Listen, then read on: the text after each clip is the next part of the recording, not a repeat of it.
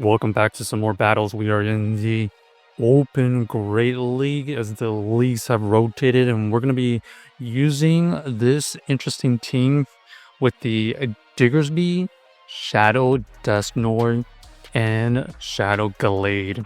So Shadow Dusknoir here is going to be able to fire off a Shadow Punch, grabbing the shield from this Flygon, and it looks like we are just going to be able to farm it down because of the Shadow version. Now we have this dynamic punch coverage thrown at the Lucario. Down goes the Lucario. Luckily for us, we get to another dynamic punch. This is going to get some huge damage, or going to get the last shield. And now we just have this tank to soak up all the damage. We don't care what move it is. We're just going to tank it. Ends up being the Outrage. Interesting. Outrage is a kind of spice move. We go for the Scorching Sand, and they're really low enough that this Fire Punch should be enough. Let's see. Yeah, should be enough. And down goes the Kangaskhan. So GG's to our opponent. Able to win that game with the Dusknoir right there. Interesting backline for us in the fact that we have a Shadow Gallade as our closer. So let's see if either of those are going to come into play. Mantine lead is horrible for us. We're going to go into the Dusknoir, and looks like they are going to be able to fire off a move. We're going to shield here. Aerial Ace is used.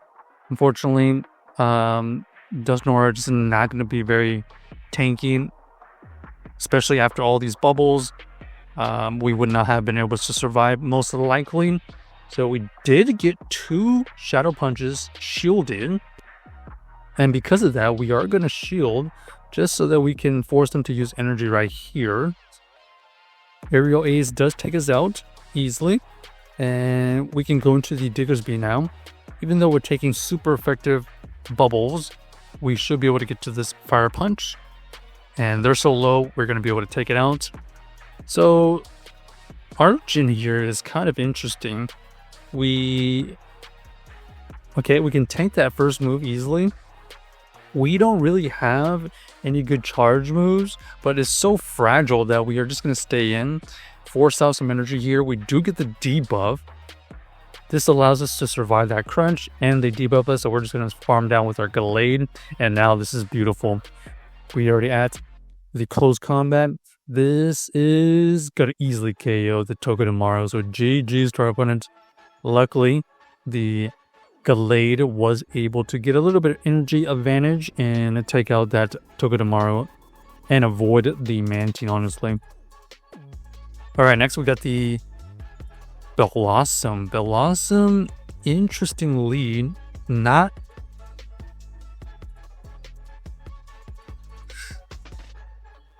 running the fast move that we thought. So we are going to have the opponent switch out, and we do have the Dusknoir for this. Huge Shadow Ball goes through. Did not expect it to no Shadow Ball. We do have the shield advantage, but unfortunately we lost all that energy with our Dusknoir. We are going to... Okay, looks like they were only running Shadow Ball, so we tank that easily. And then now, because we have so much residual energy, we are going to be able to fire off 2 Fire Punches, grab that last shield. Here we can shield or not shield, doesn't really matter. Dazzling Gleam would have done a decent amount of damage, so that was a good shield. We're going to be able to get to this Fire Punch, take out the Blossom, and we see the Shiinotic in the back. So it looks like this Shiinotic is running the Astonish, so we're not really taking any fast move pressure. So we're going to shield here. Oh, and they're not even running the grass move. Sludge Bomb is used, but it doesn't really matter at this point. Fire Punch from that range will be enough for the KO. So GG's to our opponent, able to win that game. Let's see if we can continue the streak here. So far, we've seen the Dusknoir kind of do its thing, mainly getting some energy advantage, applying a lot of shield pressure, and if not, we at least get it low enough that we can farm down with like the Diggersby or something like that. So it is kind of a fragile Pokemon to use, but we're kind of figuring it out. So this is kind of a core breaker. Okay, this is a huge core breaker. This Greninja is going to be able to be very spammy. We are going to go for the dynamic punch here and see if we can just get the shield. Looks like we end up getting the shield. And you know what? We're just going to double shield because we believe they're going to double shield. And we think we can reach the timer to catch a move. So we're going to catch here. Save the energy on the Dusknoir. Looks like they do go for the Night Slash again, so we avoid the Hydro Cannon. This is a horrible matchup for us since we're now running Hyper Beam. This is going to just try to get a debuff is our best case scenario. We don't even get that. So this is just chip damage at this point. We gotta hope that we can get this low enough. And then we're gonna go straight into the Dusknoir to force out some energy. Sky Attack easily takes this out, and when it would have taken out or done a significant amount of damage to this Gallade anyways. Our only hope here is hope this Leaf Blade is enough. Nope. They do swap out into their Lantern. The Lantern is going to be able to survive this first Leaf Blade, and because they do survive, they're going to be able to take us out with the Surf. So GG's to our opponent. Not much we could have done with the Altaria. That was just a really problematic Pokemon to face. Okay, next we got the Diggersby onto the Lantern. Much better scenario here, but of course they're running the water gun version, so they are applying a lot of fast move pressure. Here comes the Surf, does a decent amount of damage. We are going to try to get the huge damage or the shield. There's the shield, and we're going to switch out immediately here. Force out whatever they want to throw.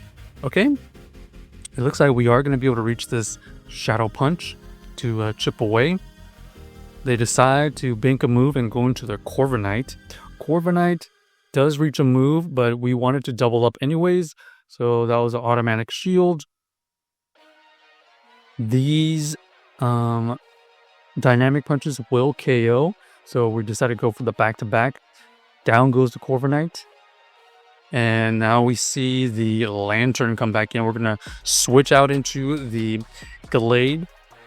Okay, and this is still okay because they have to get to a move, but we are going to be able to win CAP with this close combat. Huge damage goes through, and we have so much residual. We're going to be able to get to another Leaf Blade for the KO. So GG's to our opponent. And luckily the Gallade had so much energy, it was able to win. Check out the team if you haven't already, and let us know if you enjoyed the video.